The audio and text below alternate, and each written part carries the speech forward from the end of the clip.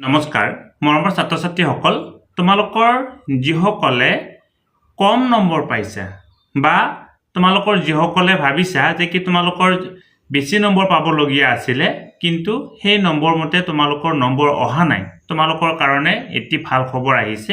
আৰু ভিডিওটোৰ জৰিয়তে সেই কথাখিনি ক'বৰ কাৰণে চেষ্টা কৰিম। ইতিমধ্যে আমি জানো প্ৰত্যেক বছৰে HSLC এক্সাম হৈ যোৱাৰ পিছত আমাৰ বহি ৰিচেকিংৰ এটা ব্যৱস্থা আহে অৰ্থাৎ বহি পুনৰীক্ষণৰ এটা ব্যৱস্থা আহে আৰু আজিৰ ভিডিওটোৰ জৰিয়তে যদি তোমালোকৰ কাৰোবাৰ এই যি নম্বৰক লৈ তোমালোক সন্তুষ্ট নহয় বা তোমালোকৰ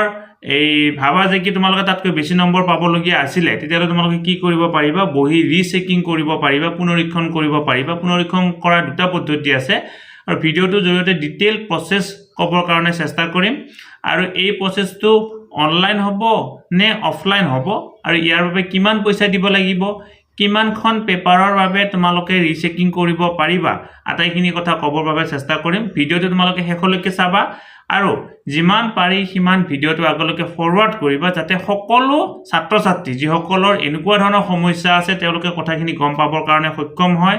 আৰু লগতে তোমালোকে ইতিমধ্যে যদি আমাৰ ষ্টুডেন্ট ৰিলেটেড হোৱাটছআপ চেনেলত জয়েন হোৱা নাই ভিডিও ডেসক্ৰিপশনত লিংক দিয়া আছে তাত গৈ জয়েন হৈ লবা। আমাৰ হোৱাটছআপ চেনেলত জয়েন হৈ ললে বা হোৱাটছআপ চেনেলত জয়েন হৈ ললে এটা বিশেষ বৈশিষ্ট্য আছে যে কি তোমাৰ ফোন নম্বৰটো আন কোনো ব্যক্তিয়ে নাপায় কিন্তু তুমি যদি হোৱাটছআপ গ্ৰুপত জয়েন হোৱা তোমাৰ ফোন নম্বৰটো আন ব্যক্তিয়ে পাবৰ কাৰণে সক্ষম হয়। তেনেহ'লে আহাচোন কেনেকুৱা ধৰণে ৰিচেকিং কৰিব লাগিব ডিটেইল প্ৰসেসটো স্টেপ বাই স্টেপ আলোচনা কৰিবৰ কাৰণে চেষ্টা কৰোঁ। মৰমৰ ছাত্ৰ ছাত্ৰীসকল এইখন বোৰ্ড অফ সেকেন্ডাৰী এডুকেশ্যনৰ তৰফৰ পৰা 20 এপ্ৰিল 2024 তাৰিখে প্ৰকাশ পোৱা এখন বিশেষ নটিফিকেশ্যন আৰু এই যিখন নটিফিকেশ্যনখনত যিটো প্ৰচিডিউৰ ৰিচেকিং এনসাৰ স্ক্ৰিপ্টৰ যিটো প্ৰচিডিউৰ তাত বৰ সুন্দৰকৈ দিয়া আছে তোমালোকে চোৱা। মডেলিটিজ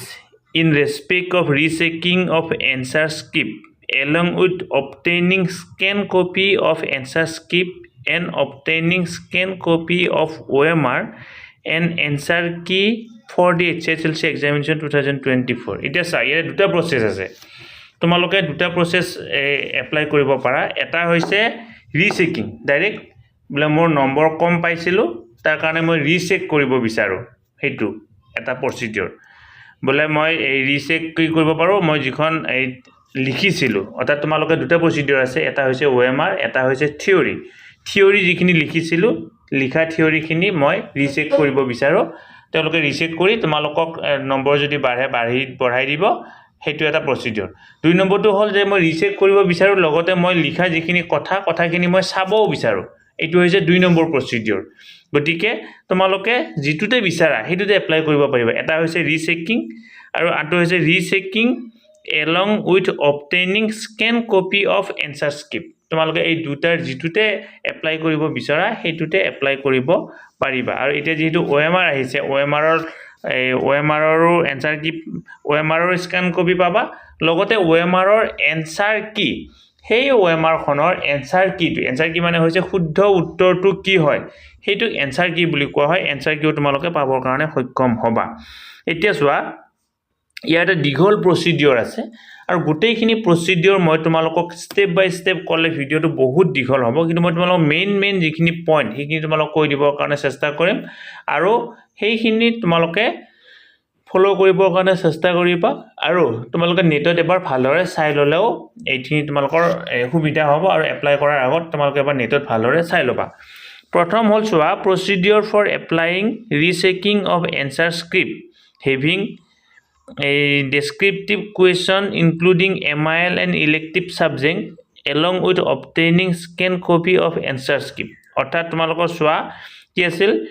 এই MIL আৰু ইলেক্টিভ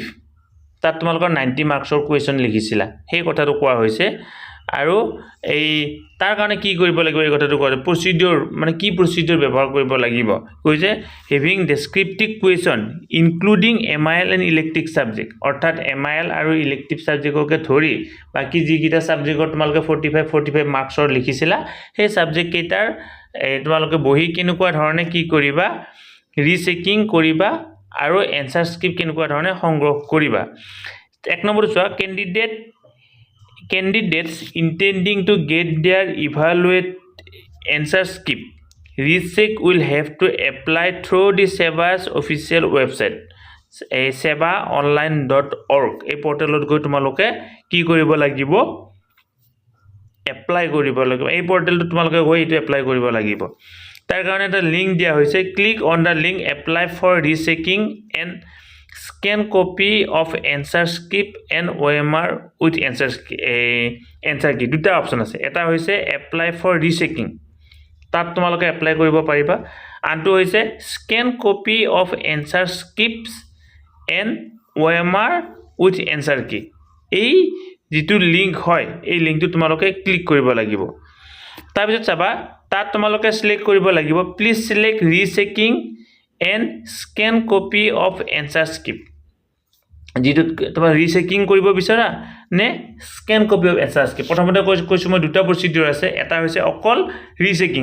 বুলি ক'লে তোমালোকে বহিটো চাব নোৱাৰা আৰু scan copy of answer script বুলি কোৱাৰ লগে লগে তুমি কি কৰিব চাব পাৰিবা বহিটো চাব পাৰিবা নম্বৰ কিন্তু দুটাতে বাঢ়িব মানে কি ধৰ এই অকল যদি ডাইৰেক্ট ৰিচেকিং কৰা তাতো যদি তোমাৰ নম্বৰ বাঢ়িবলগীয়া আছে বাঢ়িব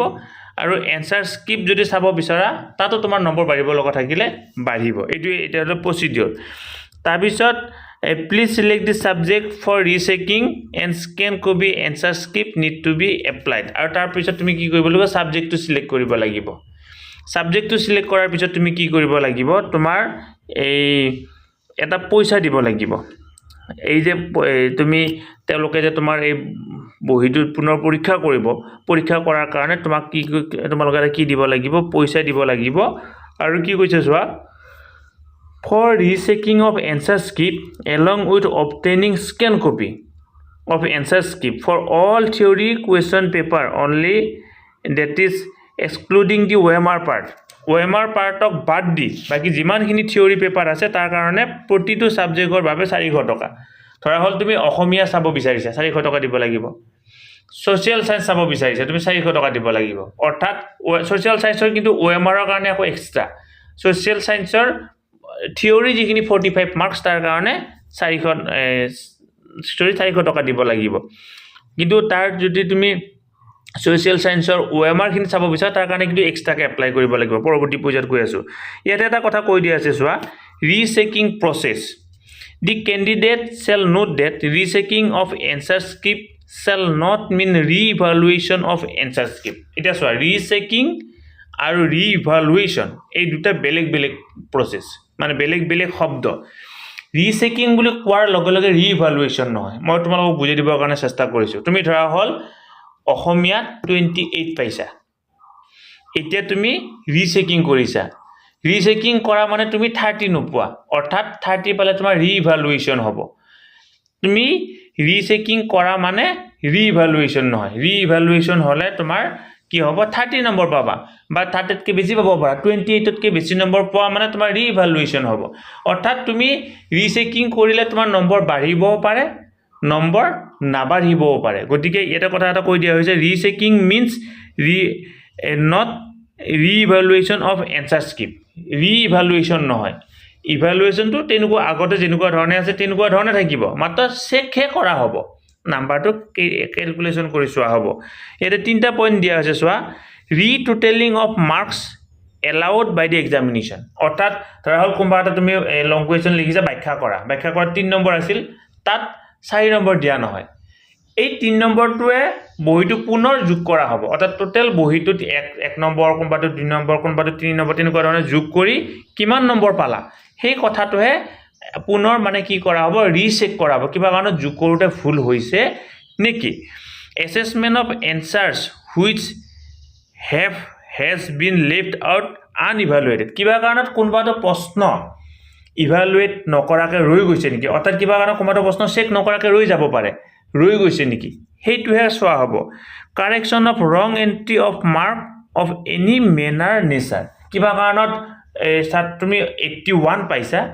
ফুলবহত এন্ট্ৰি কৰাৰ সময়ত 18 হৈ গল তেনেকুৱা ধৰণৰ কাৰেকচনটোহে চোৱা হ'ব গতিকে ইয়াত এটা কোৱা হৈছে ৰিচেকিং মানে ৰি-ইভালুৱেশ্যন হয় তোমাৰ বহিটো পুনৰ ইভালুৱেশ্যন কৰা নহয় তাত এই তিনিটা পইণ্ট কি কৰা হ'ব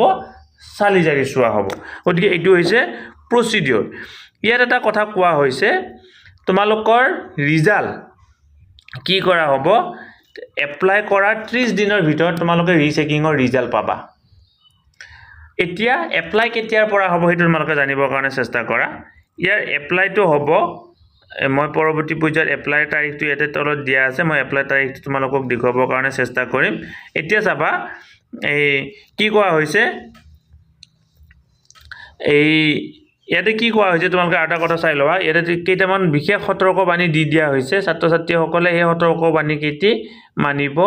লাগিব SMS আৰু ইমেইলৰ জৰিয়তে তোমালোকে ৰিচেকিংৰ খবৰটো পাবা অৰ্থাৎ এপ্লাই কৰোঁতে যেহেতু ইমেইল দিব লাগিব আৰু মোবাইল নম্বৰ দিব লাগিব SMS বা ইমেইলৰ জৰিয়তে তোমালোকে এই খবৰটো এই পাবা আৰু যদি তোমালোকৰ কিবা কাৰণত নাম্বাৰ চেঞ্জ হয় তেতিয়াহ'লে তোমালোকৰ এই কি হ'ব নতুন এখন মাৰ্কশ্বিট তোমালোকৰ নামত কি কৰা হ'ব এন্ট্ৰি কৰা হ'ব বা তোমালোকে এখন নতুন মাৰ্কশ্বিট পাবৰ কাৰণে সক্ষম হবা এতিয়া চাবা procedure for obtaining scan copy of OMR with answer key এটা তুমি যদি ভাবা যে কি মোৰ এই অসমীয়া আৰু বা সৰি অসমীয়া নহয় MIL বা বাকি যিখিনি সাবজেক্ট সেইখিনি ঠিকে আছে তাকতে বাকি যিখিনি OMR যদি কিবা খেলি মিলি আছে OMR যদি চাব বিচৰা তেতিয়াহলে কি কৰিব লাগিব OMR ৰ কাৰণ ঠিক আগৰ দৰে একে ধৰণৰ procedure apply for rechecking and scan copy answer skip and OMR with answer skip কৰিব লাগিব হেতু হল হোৱাৰ পিছত বাকিখিনি প্ৰচিডিউৰ একে ধৰণে ইয়াৰ কাৰণে 50 টকা দিব লাগিব হেতুৰ কাৰণে 400 টকা আছিল এটোৰ কাৰণে 50 টকা দিব লাগিব এতিয়া চাবা তোমালোকৰ জেনাৰেল ইনষ্ট্ৰাকচন বুলি কোৱাৰ লগে লগে অনলাইন কেতিয়াৰ পৰা আৰম্ভ হ'ব ৰিজাল্ট দিয়াৰ দুদিন পিছৰ পৰা অনলাইন আৰম্ভ হ'ব অৰ্থাৎ 22 এপ্ৰিল তাৰিখৰ পৰা তোমালোকৰ ইয়াৰ কাৰণে অনলাইন আৰম্ভ হ'ব 22 এপ্ৰিল তাৰিখৰ পৰা তোমালোকে অনলাইন কৰিব পাৰিবা তাৰ আগতে তোমালোকৰ কোনটো সাবজেক্টত ডাউট আছে কি আছে হেকি তোমালোকে ভালদৰে চাই লবা আৰু ইয়াৰ অনলাইন কি হ'ব তোমালোকৰ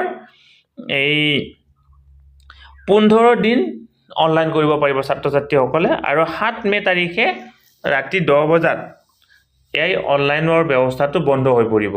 আৰু তাৰ 30 দিনৰ ভিতৰত কি কৰা হ'ব ইয়াৰ ৰিজাল্ট ঘোষণা কৰা হ'ব আৰু SMS আৰু কিহৰ জৰিয়তে এই ইমেইলৰ জৰিয়তে ছাত্ৰ ছাত্ৰীসকলে ইয়াৰ খবৰ পাবৰ কাৰণে সক্ষম হ'ব আৰু তাৰ 15 দিনৰ ভিতৰত এনসাৰ স্কিপ ছাত্ৰ ছাত্ৰীসকলে লাভ কৰিবৰ কাৰণে এই ইমেইলৰ জৰিয়তে লাভ কৰিবৰ কাৰণে সক্ষম হ'ব যদি কোনোবাই ফিস নিদিয়ে মানে এই অনলাইন পেমেন্টটো নকৰে বা যিখন অনলাইন ফৰ্মখন যদি কমপ্লিট ফৰ্ম ফিলআপ নকৰে তেতিয়াহলে তেওঁলোকৰ কি হ'ব এই এপ্লিকেশন প্ৰসেসটো ৰিজেক্ট কৰা হ'ব গতিকে তোমালোকে কমপ্লিট ভালদৰে ফিলআপ কৰিব লাগিব আৰু ইয়াতে এটা কথা ভালদৰে লিখা আছে চোৱা 8 নম্বৰ যেটো point the answer skip R confidential documents and will not come under the purview of RTI Act 2025 RTI Act মতে এই যেটো তোমাৰ এনসাৰ স্কিপ টো তেওঁলোকৰ তাৰ যি নৰ্মছত নপৰিব declaration of rechecking result of HSC তাৰমানে ইয়াৰ যেটো এনসাৰ স্কিপ টো RTI Act মতে 2005 চনৰ যে RTI Act তাত নপৰিব এই কথাটো কৈ দিয়া হৈছে আৰু ইয়াৰ কাৰণে তুমি ডিটেইল জানিব লাগিলে পুনৰ এই ব্যৱস্থাটো তোমালোকে অনলাইনত চেক কৰি লবা আৰু 15 দিনৰ ভিতৰতে তোমালোকৰ ইমেইলত আহিব এই কথাখিনি ইতিমধ্যে কলো গতিকে এইখিনি হৈছে বিশেষ কথা আৰু যেতিয়া তোমালোকৰ ইমেইলত তোমালোকৰ বহিটো পঠাই দিয়া হ'ব তুমি যি লিখিছিলা হুবহু সেই বহিটো তোমালোক জেৰক্স কৰি পঠাই দিয়া হ'ব সেই সময়ত যিসকল এক্সামিনাৰ ইভালুৱেটৰ বা আন যিসকল ব্যক্তিৰ তাত সহি আছিল সেই ব্যক্তিসকলৰ নামসমূহ তাত কি কৰি দিয়া হ'ব নেদেখা কৰি দিয়া হ'ব কাৰণ তেওঁলোকৰ নামসমূহ যাতে তুমি দেখা পাব নোৱাৰা তেনেকুৱা ধৰণে নেদেখা কৰি দি তোমাক সেই বহিখন পঠাই দিয়া হ'ব গতিকে মৰমৰ ছাত্ৰ ছাত্ৰীসকল তোমালোকে 22 এপ্ৰিল তাৰিখৰ পৰা অনলাইন আৰম্ভ কৰিব পাৰিবা আৰু মে মাহৰ 7 তাৰিখলৈকে থাকিব আৰু 22 মে মাহৰ 7 তাৰিখ হলে জুন মাহৰ 7 তাৰিখে কি কৰা হ'ব আমাৰ ৰিচেকিংৰ ৰিজাল্ট ঘোষণা কৰা হ'ব আৰু জুনৰ 7 তাৰিখ হলে জুনৰ 7 পৰা 15 দিন হলে কি হ'ব হাতে পাছে এই 7 তোমাৰ 17 আৰু 5 22 জুনৰ 22 তাৰিখে তোমালোকে ইভালুৱেচনৰ যেটো বহি এনসাৰ স্ক্ৰিপ্টৰ বহি তোমালোকে পাবৰ কাৰণে সক্ষম হ'বা গতিকে এইখিনি ক'লো তোমালোকে আৰু আপডেট পাই থাকিবৰ কাৰণে আমাৰ এটি ফেচবুক পেজ আছে নলিনীকান্ত ডেকা এই পেজটো ফলো কৰি ল'বা বুলি আশা কৰিলোঁ ভিডিঅ'টো ইমানতে সামৰিছোঁ ধন্যবাদ ষ্টুডেণ্টছ কুইন এছাম নামৰ ইউটিউব চেনেলটোৰ জৰিয়তে আমি ছাত্ৰ ছাত্ৰীৰ কাৰণে বিভিন্ন ধৰণৰ শিক্ষামূলক ভিডিঅ' লগতে পৰীক্ষা উপযোগী ভিডিঅ' প্ৰস্তুত কৰিবৰ কাৰণে চেষ্টা কৰোঁ তোমালোকে যদি আজি প্ৰথমবাৰৰ কাৰণে এই চেনেলটো চাইছা অনুগ্ৰহ কৰি চেনেলটো ছাবস্ক্ৰাইব কৰিবা আৰু ওচৰতে থকা বেল আইকনটো প্ৰেছ কৰি অল নটিফিকেশ্যন কৰি থৈ দিবা